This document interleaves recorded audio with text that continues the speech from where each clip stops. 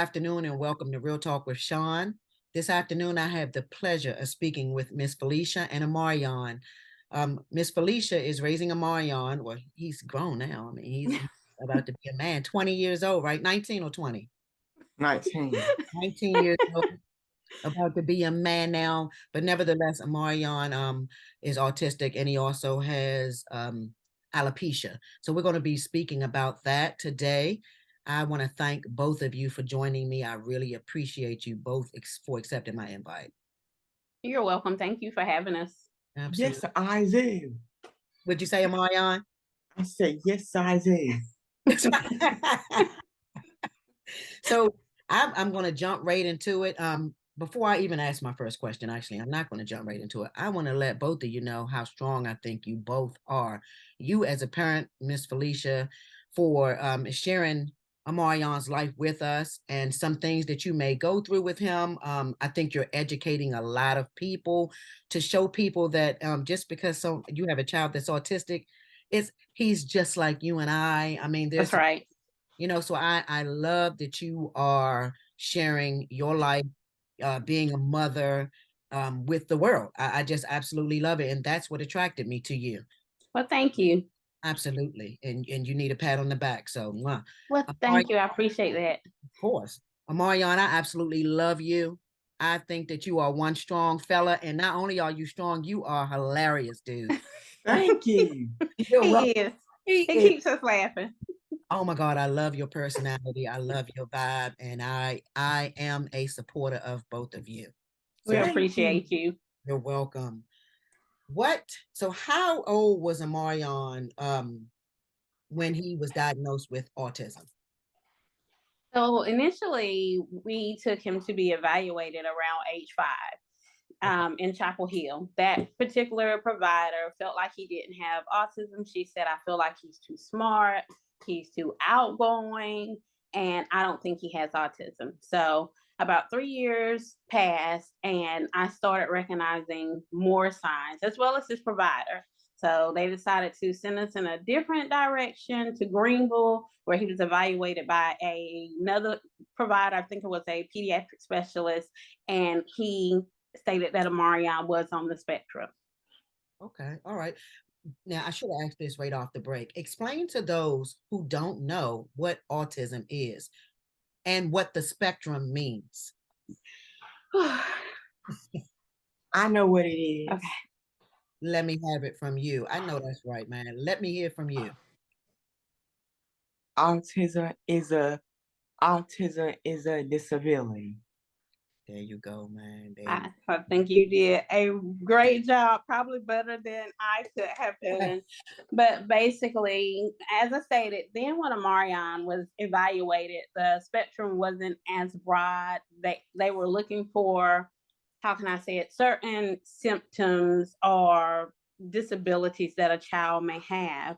And she felt like Amarion didn't have that. But once they started to research and evaluate it more, they felt like, he did fit the description of being on the spectrum. I got nervous. No, you're fine. Please, no. And that's pretty much, I'll try my best not to get emotional about it. And please forgive me if I do. But let me say this before we go any further. There's no apology needed. And I like to keep it real. And for me, I actually like emotions because I feel like we try to hide those too often, and it keeps things bottled up. So please, no apology necessary. You're in a safe space. I may even be emotional with you. Okay. So just know that right off the break, because that's why I tend to not prepare or have my guests prepared, because I like to get your authentic response at that moment. And if you being emotional, then hey, we'll take a moment and get a breather. Now, I heard you mention that she was looking for symptoms. The doctor was looking that they could use, of course, to diagnose him. So what were some of the symptoms that that the doctor was looking for in order to diagnose him?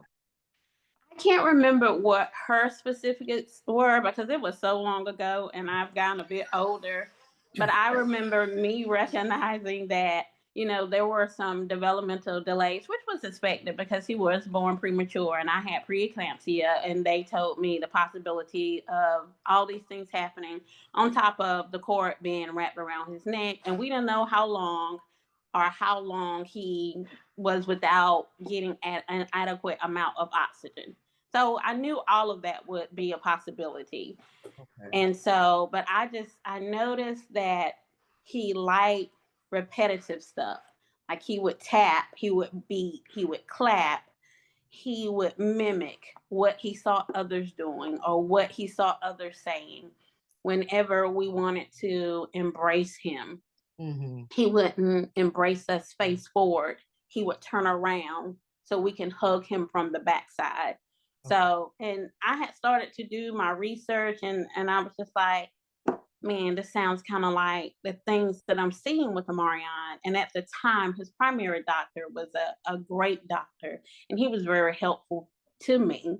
You know, unfortunately, we lost him at an early age, but I am so thankful for him from the beginning because he was really supportive and he was a great advocate for him as well as me.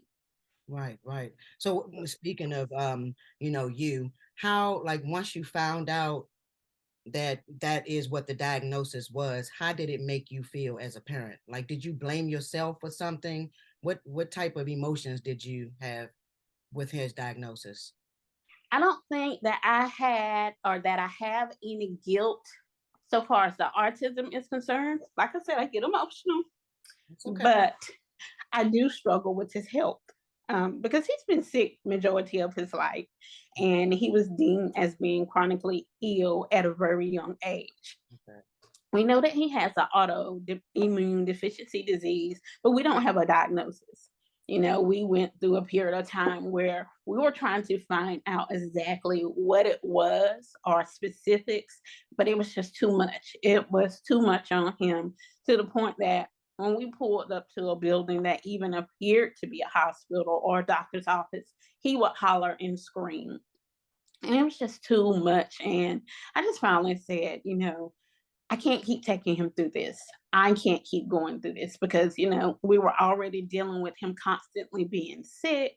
And we had pretty much seen what would be expected. And I'm like, okay, I can handle this, but I just can't handle him having to go through the anxiety of where he's going and what's going to happen when he gets there. Absolutely. It was just a lot, you know. I remember just being so emotional and feeling like I had the world on my shoulder to the point that I couldn't even drive us to his appointments. My mother would have to drive me because I just couldn't do it because I didn't know what would happen when we got there. I just finally said I can't keep doing this to him nor me, and I just stopped. You know that. So That's a mother's love, you know. yeah, It's hard on you, but then on the flip side, it's like I can't keep doing this to him. And right. I completely can understand that coming from a parent myself, not of course in your situation, Hmm. being a parent and that unconditional love and protection. And that's what attracted me to you all. That was one Hmm. that made me want to speak with you because I see the way you are with your son. And Hmm. I love it. You know, Thank you. I love it. So what is alopecia and where did that diagnosis come in? So alopecia is significant hair loss. So when he was around 5 years old, he came home one day from daycare. I remember him leaving home and he was perfectly fine. He had a head full of hair that was really curly. And he was fine that morning because I would do his hair every morning. But he came home and he had a bald spot in the top of his head. And I thought someone was pulling his hair out. And so I remember calling the daycare, and I probably wasn't really nice. I wasn't as calm and nice as I am now. Okay, I And get it. so I went off. And so I decided to keep him home. Well, I kept him home for a couple of days, maybe 2 or 3 days, and I noticed another patch was coming out. I said, okay, he's here. Maybe no one pulled his hair at the daycare. And so I scheduled an appointment with his doctor, the pediatrician that he had at the time. And he told me what Amarion had was alopecia. And he then referred us to a dermatologist. A dermatologist basically explained that, we know he possibly has this autoimmune deficiency disease. We don't know if his immune system is attacking his hair because it thinks that it, like everything else, is invading his body, or if it just doesn't have time to take care of his hair. And so this was age 5, or age 4 or 5. Wow, wow, I can only imagine. So have they said that the autoimmune deficiency, the alopecia and the autism, are they connected in some kind of way? So over the years, I have read that they are. I even had a mom reach out to me probably a couple of months ago, and she said, "My son reminds me of your son." And she sent me a picture. And when I tell you, my eyes were wide open, and I was so emotional because he, in fact, reminded me of Amarion.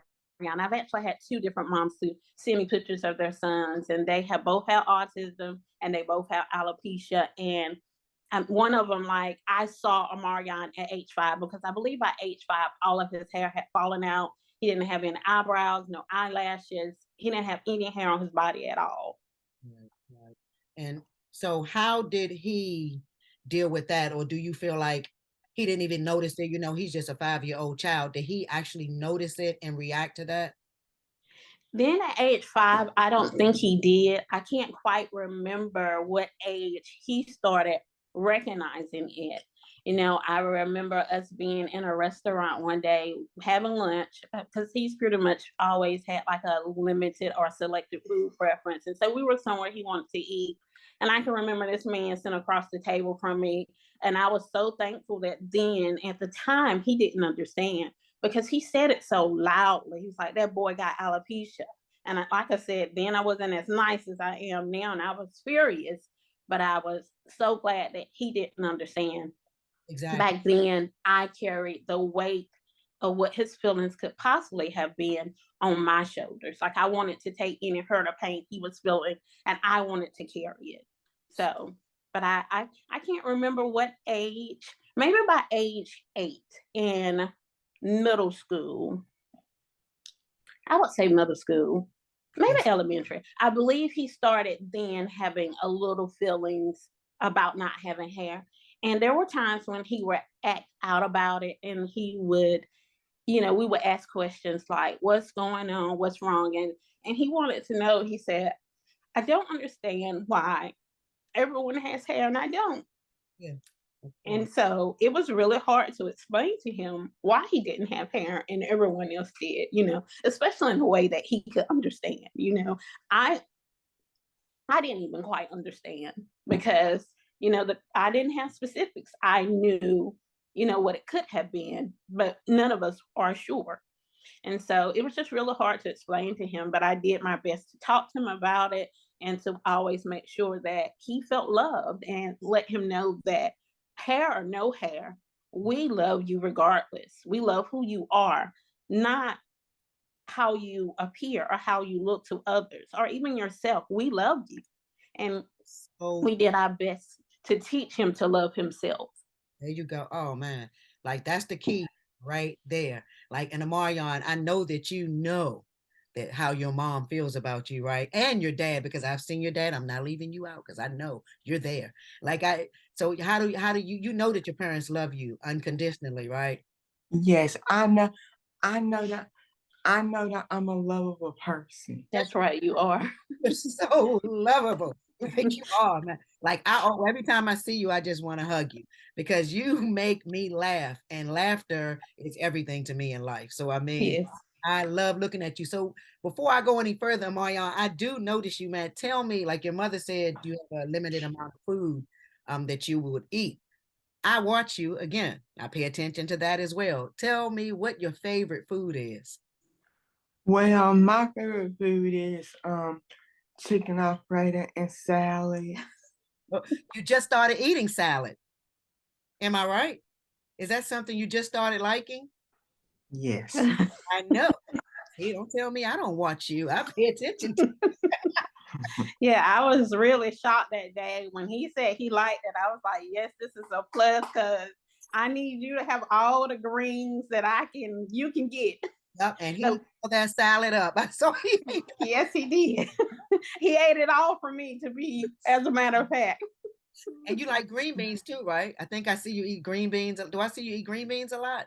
Yes. Yes, they good. I see you. Oh, I watch you, buddy. I watch you. So now when you talk about school, how was he schooled? Did he go to a I don't want to say it. Did he go to a public school? Let me He did. Mhm. Okay. So were there other autistic kids in the class, or was he in a class with just a traditional child, I guess, that didn't have any disabilities? I was in the class with special needs children. Okay, that's the way I So, would. Thank you. Thank so you. in the beginning, he did start off in regular ed, but it was taking us hours to get his homework done. Let's see, I had a few ears on the ground at school that were noticing some things and some behavior from the teacher from being frustrated. And I was just like, we have got to reevaluate this situation and we've got to make some changes. And I was like, until some changes are made, he's not coming back. I kept him out of school for a whole week until they listened to me and they got him in a room where he could adapt to and could understand the lesson more than where he was. Exactly. Because Exactly. one, if I don't yell at my child, you're definitely not. So after that week, we got him to a special ed classes, which they consider it. He then started with having resource daily, where he was pulled out from that class, and someone would work with him individually. And he stayed with that program up until the time he graduated. That's good. Congratulations on graduating. I know that's right. That's a big thing. I'm glad you graduated from high school. Thank you. And I know that everybody is protective over me. We are. I am too. You have one more family member in me that I'm also going to be protective over you. I That's right. that's right. I don't blame him. We all going to help take care of you. I love it. That's right. And That's right. I know with autism there are different levels. So what level of autism was he diagnosed with? So he was considered to be high functioning. Okay. So Amarion pretty much takes care of himself. I'm sorry, he never, he does require some assistance, but pretty much, he doesn't. How can I say this? So he does require direction and instructions to help him stay on task. Okay. But pretty much, Amarion can operate his daily activities himself. We don't leave him alone because of his health conditions. He has asthma, and not all the time can he recognize that he can't breathe. Not all the time can he hear himself wheezing, where I can, and I can tell when he's struggling to breathe through his talks. But he's pretty much high functioning. He doesn't require a lot of our assistance. We just prefer being with him at all times to make sure he's making the right decisions, if that makes sense. Sure does make sense. So do you feel that now, of course, we know who has the last say in this, anything can happen, but do you feel that he would ever be able to live on his own one day? I'm not sure. I certainly hope so, because I know it is his desire to have a family, And one day I do want my grandchildren, Ruby and Peter. That's right. So, I hope so. But, if not, I have, in my head, I've said, if he ever wants to be independent and if I don't feel like he can go somewhere and live off on his own, then I would like to maybe build him a tiny home on our land or increase the size of his room just so he can feel a little more independent. But at the same time, I want him safe, because unfortunately, the world isn't cruel, but some of the people in this world is. And, he's not the average size for a 20-year-old. So I worry that someone will do something to harm him. And I just, I wouldn't be able to sleep at night not knowing that he was okay. Of course, and that's once again, that's that mother's love in you, Yes. that protection part of you that's always going to be there until your last breath. Yes. We understand. Protection and love. That's right. I listen. I already know. I again, just from watching online, I don't even physically see you all, of course, but online, I already can feel how you feel about him. You know, Thank you.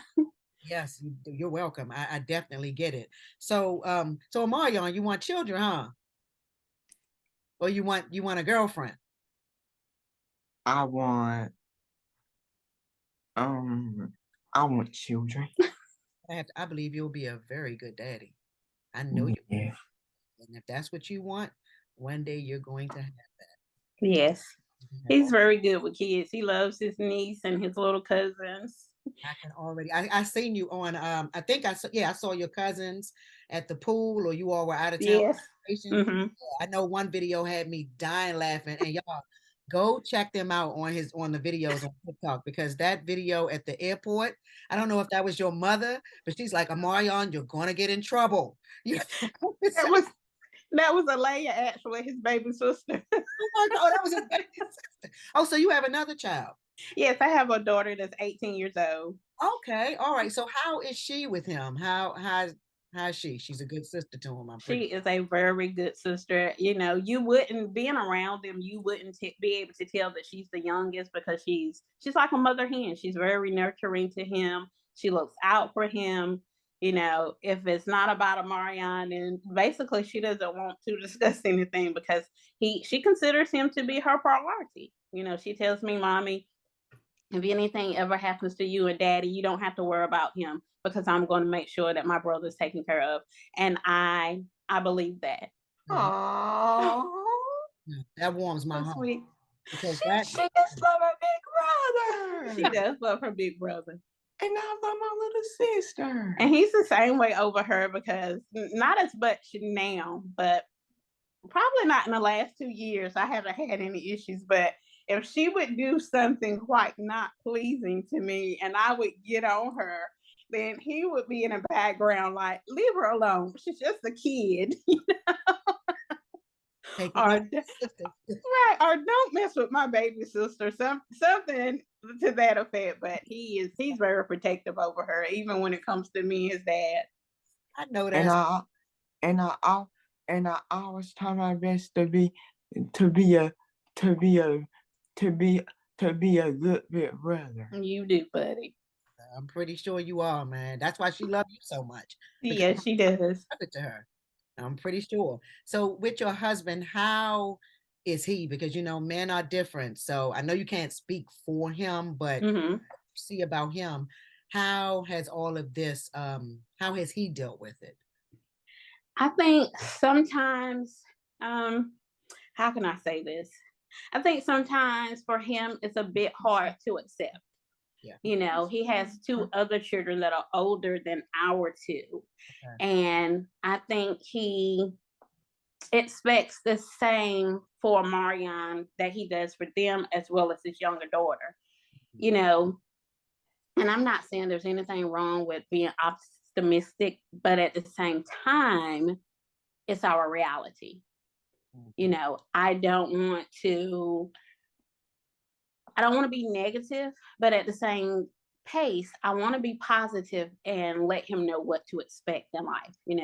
But him and Amarion are very close. Amarion would tell you that's his best friend.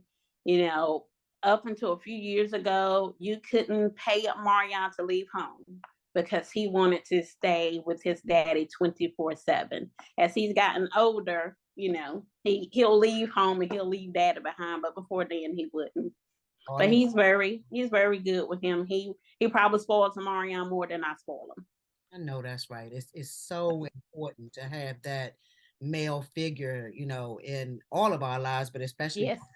or a young man rather, to have Mm-hmm. a male figure. And I definitely understand, it's always one parent that completely accepts and Mm-hmm.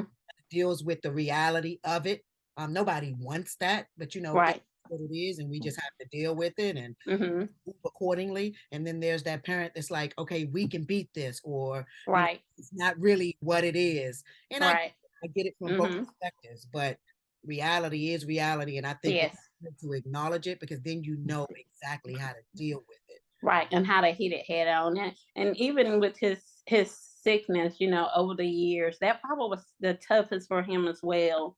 Like I said, the autism, not saying that it is unimportant, but his health was like our first priority. And I think it was a struggle for him there as well. You know, I knew what the reality was. I knew what we needed to do, but it was something that was very tough for him to deal with, to the point that, sometimes he couldn't take the doctor's appointments as well. It was too much for him. And I get it, because it was too much for me, but I tried to cover it up Oh yeah. and didn't really, express myself a lot about it because I felt like I had to be the strong one. Yeah, no, I get it because at the end of the day, somebody got to do it. Right. And I'm not saying anything negative about you Mm-hmm. see this because I know you're there. You're Mm-hmm. present. It's just that somebody got to do it, and most of the time, because I can't say all, it's the mother. They just Right. got to do it, and you kind of Right. push your feelings on the back burner, and then when you close the door at night, sometimes we spaz out as mothers, and That's right. but we cannot show that to the kids because we have to be strong for them. That's right. Can only imagine, but I definitely can understand from me being a parent myself. So Mm-hmm. like I said, that deserves to be commended because without you doing that, you probably wouldn't have gotten this far with him because he's Yes. very intelligent. Thank you. Oh yeah, oh yeah. So with the autoimmune disease, is it genetic? And I know they haven't come up with a name for it, but like, what are some of the things that he goes through? And did they say it was is caused by the genes, or what are they thinking it comes from? We did a lot of genetic testing when he was probably around 1 or 2, because this started when he was born. So they honestly, I don't know if you saw the video I posted the other day, but they honestly didn't expect Amarion to make it out of the NICU. Oh, However, he is here. No, they did not expect him to make it out of the NICU. I remember the doctor walking in the room saying, "Miss Johnson, it doesn't look good. He's not doing well, and we're not sure if he's going to make it." And he was about a week old then, because I was very sick, and him and I both were still in the hospital. And so at the time, his white blood count was elevated. They knew there was some type of infection in his body, but they couldn't tell what it was. So once he came home, he came home probably after 3 months. He stayed in the NICU for 3 months. That's a whole nother story why he came home, because he wasn't. Well, I might as well tell it because it's a testimony. He was not expected to come home then. They thought he would be in there another 4 or 5 months. So I went through postpartum depression. I am the youngest child of 5. I've always been very spoiled. My daddy could not continue to see me go downhill the way that I was. And he called Amarion's pediatrician and he said, "Look, my daughter needs her son to come home. She can't keep walking up and down these stairs every day to go visit him because, there was still a health concern for me because I still had high blood pressure." And so the doctor allowed Amarion, that was a Friday, he allowed Amarion to come home for the weekend, told me what to do. He said, and he has to come back on Monday. Well, we spent from Friday all the way up until Sunday together. Monday morning, it was expected for me to take him back, and I did take him back. When I picked him up, he was 2.5 pounds. He had actually lost weight because he was 3 pounds when he was born. But by the time I took him back on Monday, Amarion had gained 2 pounds, and he did not have to return back to the NICU. wow, just from being up under you. Just from being up. I told them, I said he needed his mama just as much as his mama needed him. Oh, that's right. Oh, That deserves an all because I'm Yeah. right. Like I have goosebumps on my arm from that because I do believe that. Something about that connection, you Mm-hmm. you can't take that away. And Right. I believe in my heart of hearts, just like I believe Mm-hmm. exactly what it was. Yes. And Many- so, yes. And so as the years would go on, he stayed sick a lot. Like his attendance in school was very poor from pre-K all the way up to high school. Well, I say up until 2 years ago. But he would stay sick constantly because he was always around germs, and anything he came in contact with, he would be ill. I've seen times where I would have to take him to a provider every day to get a shot for something that he had going on. And but he was like that up until 2019. Once COVID hit, he came home. He has been home ever since. He has not been as sick as he was then. We're gonna keep you that way. That's the way it's Yes. speak that into existence, and that's the way it's gonna stay.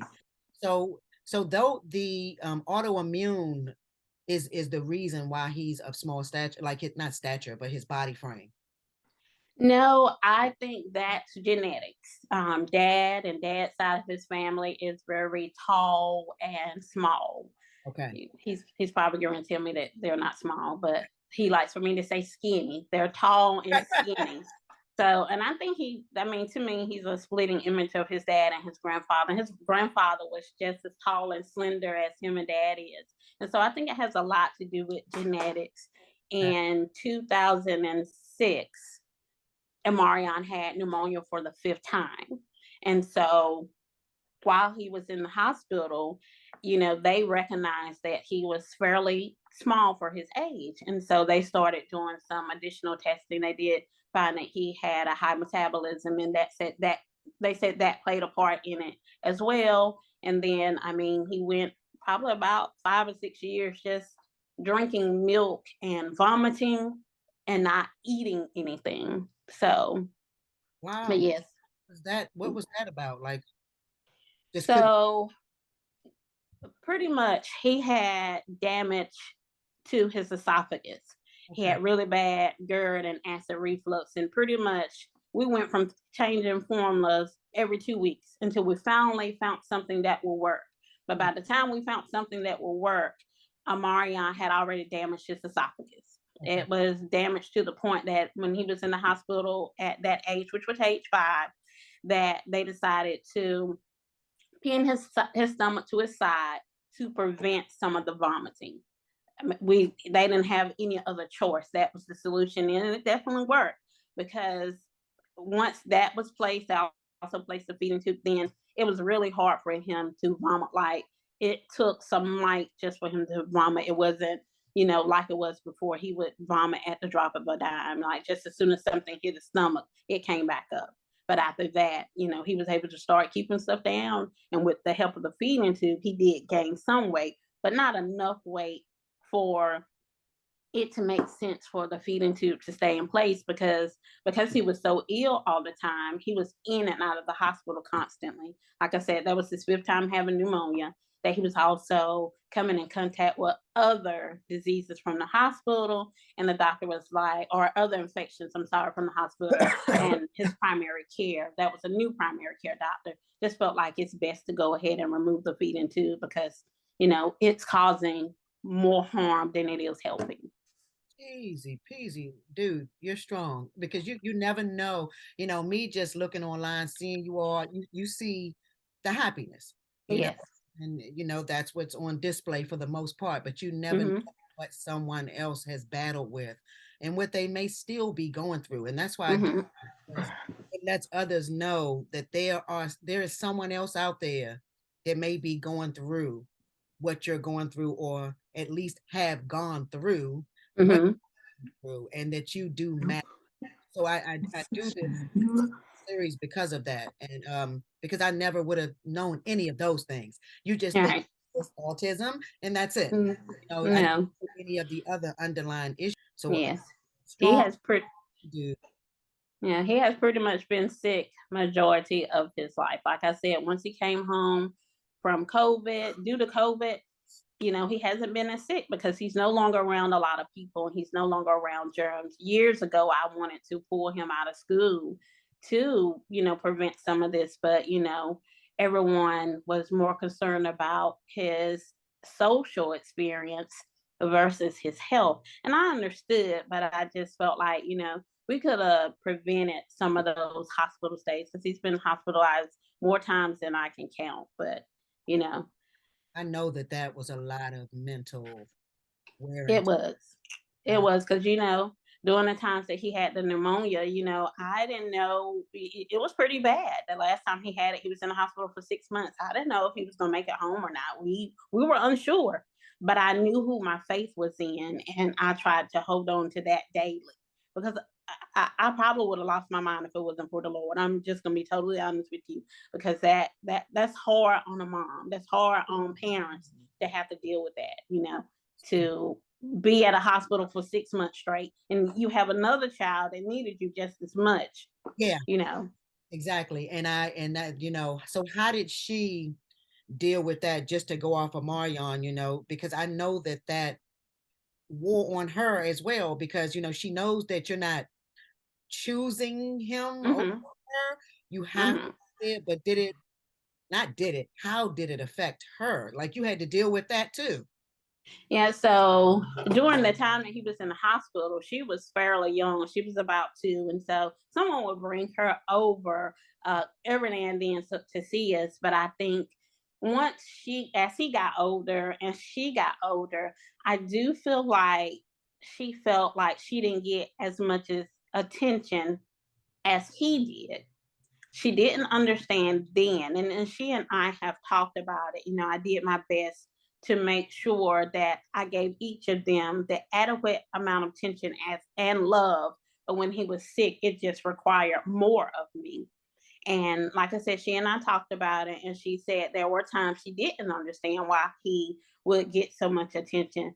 But she says, now that I'm older, I do understand that he required it and he needed you more than I did. And I said, no, I don't want you to feel like that you didn't deserve just as much as him. I just need you to understand that he didn't have an option. Like it wasn't, he didn't have a choice because, it's not his fault that he's ill.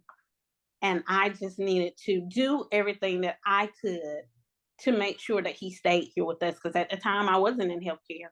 I didn't know anything at all about what was going on. Right. And so I just did my best to try to explain to her. She said, Mommy, I understand now. But she said I was too young to understand then. She said, even if I had explained it to her then, she probably still wouldn't have understood. She said it took me becoming older and more mature before I understood what his needs are. That's true. And I commend you as a parent, because we as parents too often kind of just leave things unsaid. And Right. if they don't talk about it, we're not going to talk about Mm-hmm. it, the rug, and not address it. But to give her clarification and understanding of Mm-hmm. things were and are, I think that's so adamant of you as a parent, to do that, to let her know you matter the same. Like, both of my Right. equally loved. It's just that, as you said, he didn't have a choice. He didn't ask to be born with this. And so I Right. commend you for that again. Thank you. Oh yeah, that it's necessary. So do you think that, like, I've been noticing way more than past, like, I mean, he's a little older now, but it's like every out of 5 kids, like 2 or 3 of them are autistic. Like, Yes.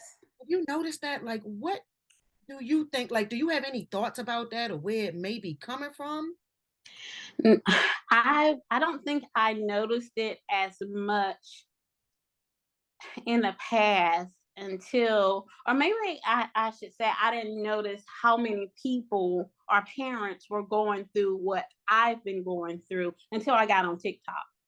I didn't communicate a lot with the parents in his class. It was just pretty much in and out, teachers' conference here and there.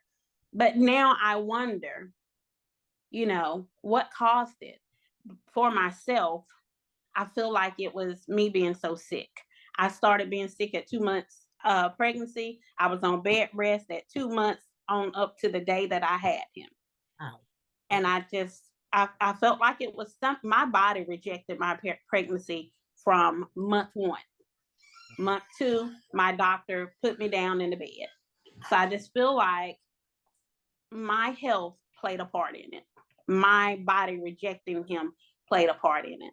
You know, I hear people speak of the vaccines all the time. I don't know. I don't, I won't say that I blame myself. I just feel like my health played a part in what he faces during life. Okay. Now, you saying that, I mean, that's kind of big. How did you deal with that?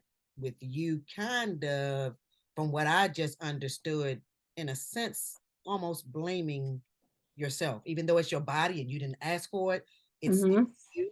So that's a lot right there. Yeah, so there were times that I felt guilty about it. You know, I'll like, could I have done something different? Did I do something wrong? You know, but I I don't know that if there was something that I could have done different. You know, they pretty much told me in the beginning, your body is rejecting your baby. It's rejecting your pregnancy. It does not want to be pregnant. It wants to void this pregnancy, which pretty much is what it was doing. I had something called placenta previa, where a part of the placenta was in my cervix and a part of it was inside of the womb. You know, it was, I didn't understand healthcare then. I didn't understand nothing they were telling me. I just knew that that placenta couldn't come out before my baby did, or I would have lost him. I don't know why it all took place. And I'm like, what did I do? I felt guilty. I remember crying when they told me that it's a possibility that I could lose him. So when they told me to go home and be in the bed, I went home and I was in the bed up until the day that I had him. After we got past that 1 month of being in the bed, here comes month 3, and I started swelling. And they told me I had pregnancy-induced hypertension. Now I couldn't be out of the bed more than 15 minutes a day. I had to watch everything that I ate. I had to watch my water intake. I had to watch everything. And I'm like, we get past one thing and then here's another. Yeah. And I wanted my baby so bad. I wanted, from the moment that I found out, I wanted him so bad. And I was praying like, Lord, I need you to get us both through this. And like I said, I don't know what it was, but I just feel like my health played a part in his condition. You know, I can't prove it, but inside I feel like it did. Yeah, of course. And I can, you're the parent, Right. For him. So of course you're gonna, in a sense, blame yourself a little bit, but I know it's just me speaking. I mean, and he's 19 years old now, but I would hope that you're so past that now because I am. Good. I am. But one day I was in a car and I think we had went through a whole week of him being sick, and I was out of work and I was getting some backlash from my employer, my manager. And I was just like, Lord, this is a lot. I've got to be there for my child. I need this job because I need to take care of my child.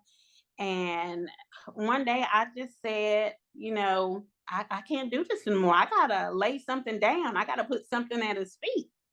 And right there at that moment when I said that, here comes the song, this battle. You were chosen for this journey, but the battle is not yours, it's the Lord. Hey, When I tell you, and I can feel it again, it was just like weight lifted from my shoulders. And I let it go. I let it go. And I said, Lord, we'll take this one day at a time. And I've done that ever since. I'm so glad that you're in that space now. I'm so glad that you are. And I mean, he's a testimony. Look at him. He's doing good now, So, and like I said, it's going to stay that way.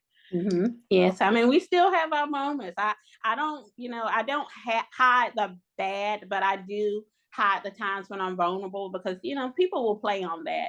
And so, probably about, what was it, about a month or 2 ago, Amarion completely stopped eating. I was bawling my eyes out for about 3 days.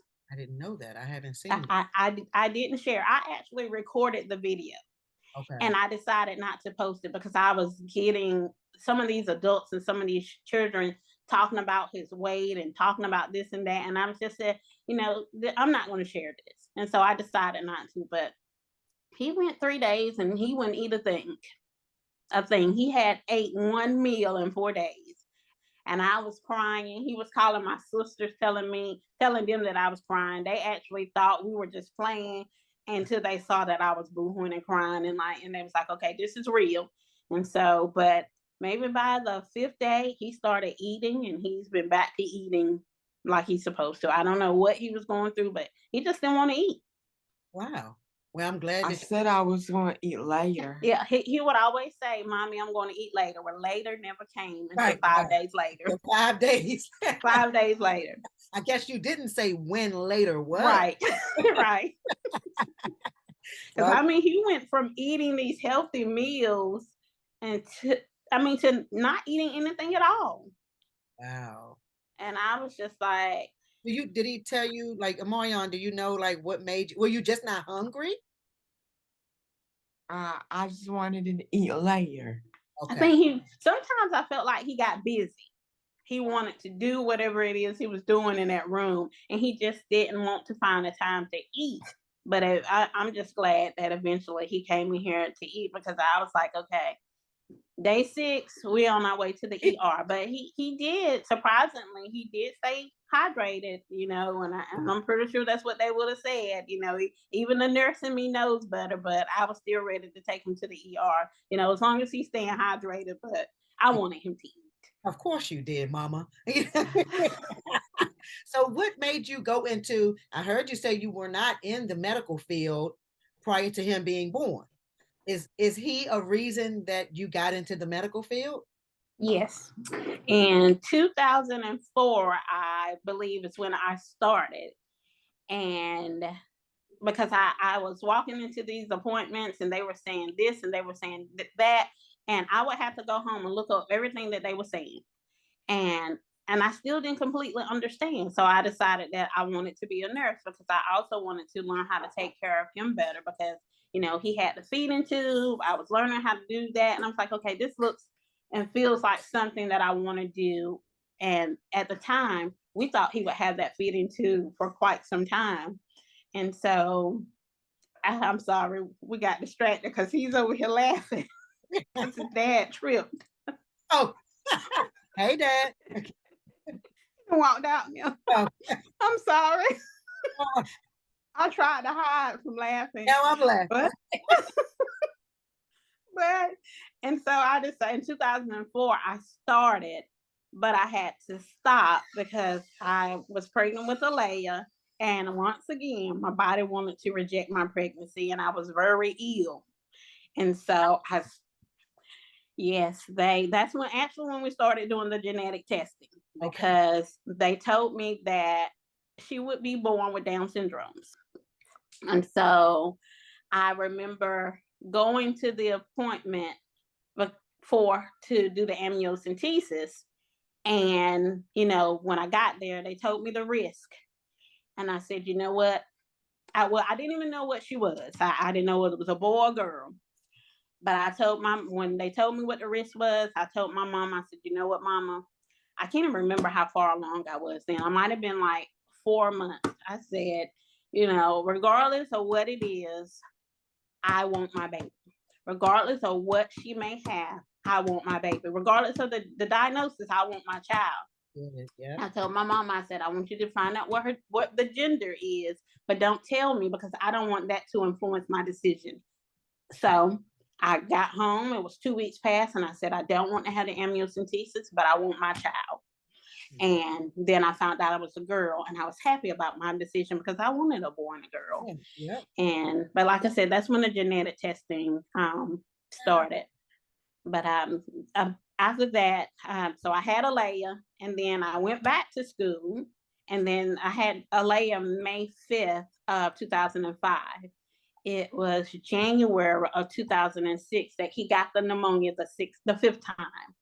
And he was in the hospital for 6 months. And I started off driving back and forth, and I was like, Lord, I can't do this, because I couldn't concentrate on my lesson because I was worried about my son. And so I dropped out. And so over the years, I would go, he would get ill, I would have to drop out again.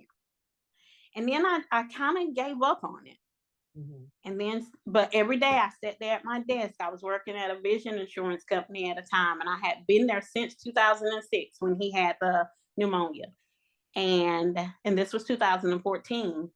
And every day I would sit there and I say, I want to be a nurse. I want to be a nurse. I don't want to keep doing this. And I wouldn't do what I needed to do to move forward. So Right. God said, since you won't move, I'm going to remove you. He removed me from that job, and I was forced to go to school. And that's when I started as a CNA, and then I became a nurse in 2018. Talk about perseverance, because Yes. that's a long gap in between time. Yes. Went, dropped out, went, dropped out. Yes. Never gave up. Now, I was determined not to give up because there were still things about his health that I didn't understand, and I wanted full understanding. And I also feel like it's just like I felt like it was in my blood because my grandmama was a CNA, my aunt's a nurse, my mother and my sister. My sister owns a home health business. I just felt like it was in my blood, and that was the path that was intended. I felt like it was my purpose. Yeah, So yeah. I was determined to continue to do it. I don't know why things happened along the way, but they did. But it wasn't meant to stop me. It wasn't. It wasn't. And that's a good testament as well for another mother or another young Black woman or any woman, but I'm going to say young Black woman, don't give up, because Right. when you really want something in life, nothing will stop you. It's going to happen.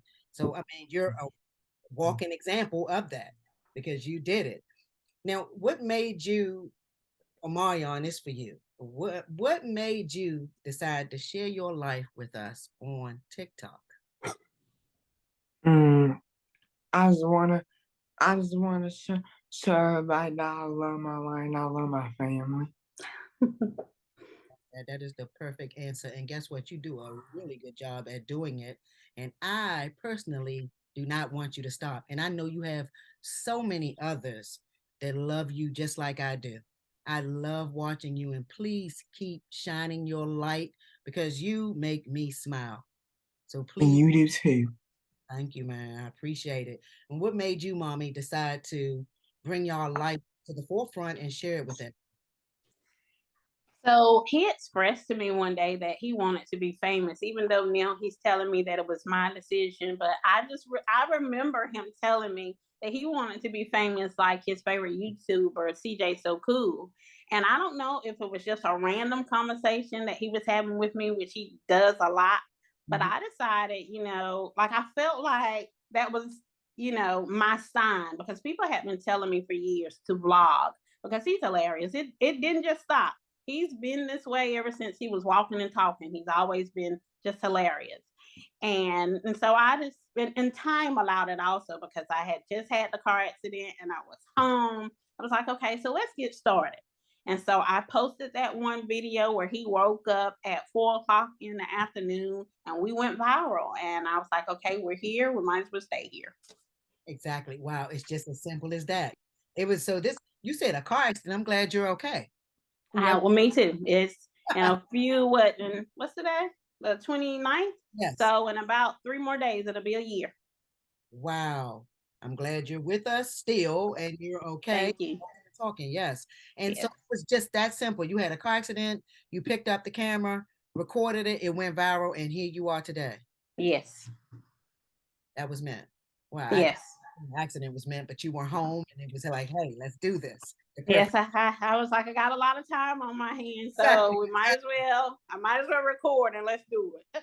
And I mean, he is a joy to watch. Both of y'all. I hear you in the back most of the time, so it's like, but he is the face. So yes. Yeah. So tell y'all, before I even ask for this, go follow them. We're about to get her information and Amarion's information. Go follow them. When I say you're going to fall in love with them, trust me.